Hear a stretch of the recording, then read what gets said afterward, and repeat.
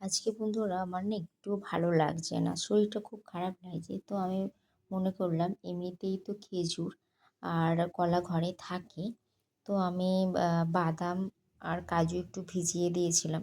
ঘরে সেমন কিছু আজকে সেরকম কিছু নেই। তো যাই হোক, কাজু কিশমিশটাও আজকে শেষ হয়ে গেছে, কিশমিশটাও আনা নেই।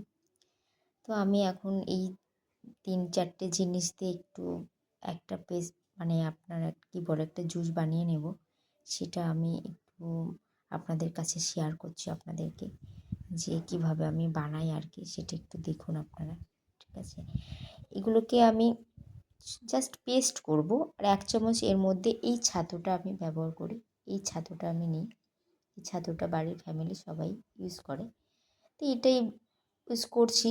দেখো বন্ধুরা, আমি এটা একটা পেস্ট করব। তার জন্য আমি মিক্সির বোলে একটা মিক্সার বাটি নিয়ে নিয়েছি। সেটাতে পেস্ট করে আমি জুস বানিয়ে নেব। জুসটা বানানোর পরে আমি তোমাদের দেখাবো বন্ধুরা, তোমরা একটু দেখবে। আর এটা খেলে না, সত্যি করে বলতে শরীরে একটা না এনার্জি পাওয়া যায়। মনে হয় একটা দুর্বল ভাব, একটা সেগুলো চলে যায়, এরকম একটা ব্যাপার থাকে।